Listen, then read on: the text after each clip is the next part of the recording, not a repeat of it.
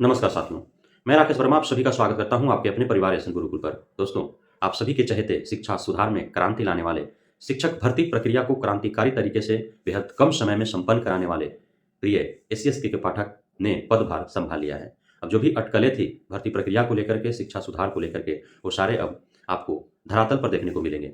हमारे वैसे साथीगण जो बीपीएससी टीआरई 1 के सप्लीमेंट्री रिजल्ट से चयनित हों, औपबंधिक नियुक्ति पत्र उनके हाथों में हो। वैसे साथी जो बीपीएससी टीआरई 2 के फर्स्ट मेरिट लिस्ट से चयनित हों और औपबंधिक नियुक्ति पत्र उन्होंने प्राप्त कर लिया है, लेकिन उनका अब तक योगदान नहीं हो पाया है, अब तक विद्यालयों में पोस्टिंग नहीं हो पाया है और उसे लेकर के कोई दिशा निर्देश भी अब तक नहीं आए हैं। तो अब आप तैयार हो जाएं, आपका इंतजार का घड़ी समाप्त हो गया है। एससीएस के पाठक के आते ही 15 जनवरी 2024 से 20 जनवरी 2024 के बीच जो शिक्षा जिला शिक्षा पदाधिकारियों को जो जिम्मेवारियां दी गई थी, उसका जायजा लिया गया और देखा गया कि किन-किन जिला शिक्षा पदाधिकारियों ने अब तक जो कार्य दिए गए थे कि पूर्व में किस विद्यालय में कितने शिक्षक हैं और कितनों की आवश्यकता है, इन सारी सूचनाएँ जो उपलब्ध कराने थे, वो करा पाए हैं अथवा नहीं।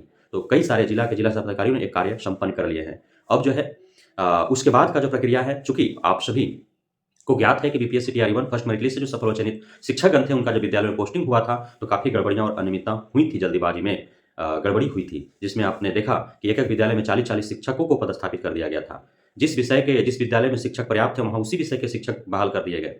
जिन विद्यालयों में शिक्षकों की कमी है, वहाँ कमी ही रह गई और जिन विद्यालयों में शिक्षक पर्याप्त थे, वहाँ और भेज दिए गए।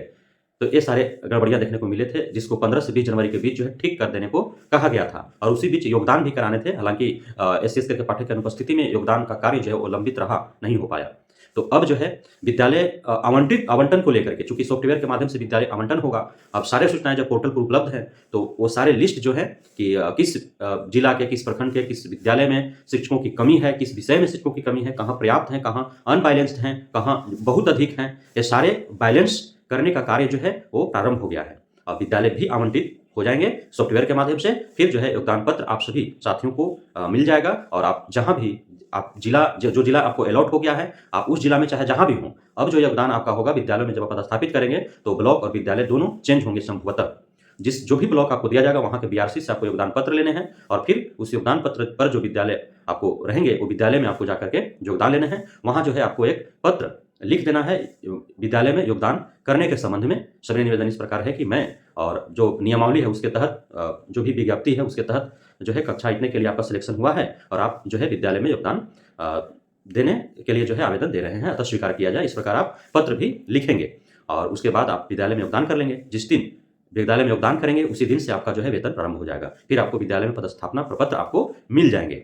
सप्लीमेंट्री रिजल्ट की यदि बात की जाए तो अब जो है चूँकि एसएस के पाठक आ गए हैं, तो अब आपको जो है सप्लीमेंट्री रिजल्ट के बारे में भी आपको सुगबुगाहट देखने को मिलेगा, क्योंकि शिक्षा विभाग के से जो है अब तक रिक्ति ही नहीं भेजी गई है।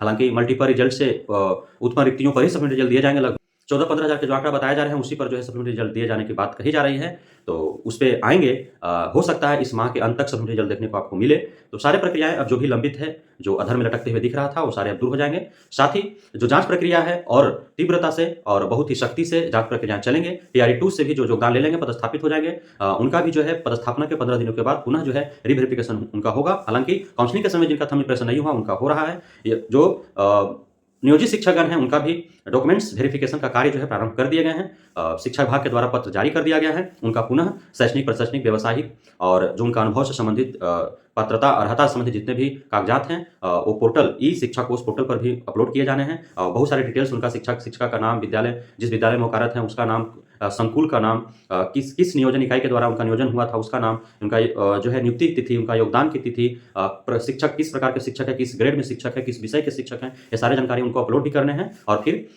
उनका स्व अभिप्रमाणित सारे डॉक्यूमेंट्स हार्ड कॉपी जो है बीआरसी में जमा भी करना है और वो सत्यापन होगा। उसके बाद सक्षमता परीक्षा होंगे और उसके बाद उनका भी जो है रीवेरिफिकेशन जो जिस प्रकार से टीआरई 1 टीआरई 2 का हो रहा है, उनका भी होगा। आप निश्चिंत रहे। तो ये सारे प्रक्रियाएं बहुत जल्द आपको देखने को मिलेंगे। क्षमता परीक्षा मार्च अप्रैल में जो है कराने का बहुत ज्यादा उम्मीदें हैं। बिहार सेकेंडरी एग्जामिनेशन बोर्ड जो है क्षमता परीक्षा नियोजित शिक्षकों को लेंगे।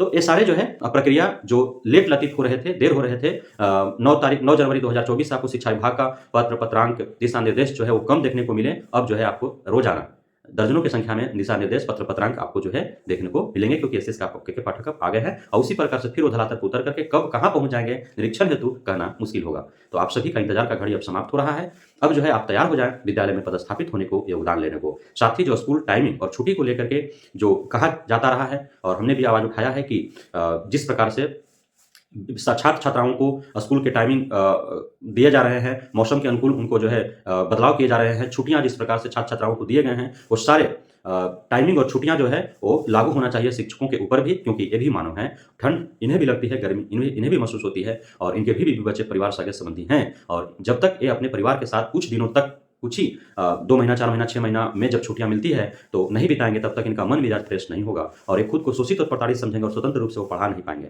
पढ़ाने और पढ़ने के लिए माइंड स्वतंत्र होना चाहिए। जब कोई छुट्टियां में जाता है काफ़ी कार्य निरंतर कार्य के बाद जब कोई छुट्टी पर जाता है तो उसका माइंड रिफ्रेश होता है और छुट्टी से वापस लौटने के बाद वो फिर उसी जुनून के साथ वो अपने कार्य में संलग्न हो जाता है। तो यह जो है मानव हित में माननीय एसएस के पाठक अब जल्दी फैसला लेंगे, ऐसा मुझे उम्मीद है कि जो भी टाइमिंग विद्यार्थियों के लिए होगा वही अध्यापकों के लिए भी होगा और जो छुट्टियां विद्यार्थियों के लिए होगा वो सारे छुट्टियां अध्यापकों के लिए भी होगा। ऐसी जो है आपको जल्दी दिशा निर्देश देखने को मिलेगा, हमें ऐसा उम्मीद है। तो बहुत बहुत धन्यवाद आप सभी साथियों का हमारे साथ जुड़े रहने के लिए, पढ़ने के लिए, हमें इतना प्यार देने के लिए, हम पे भरोसा बनाए रखने के लिए। जय हिंद।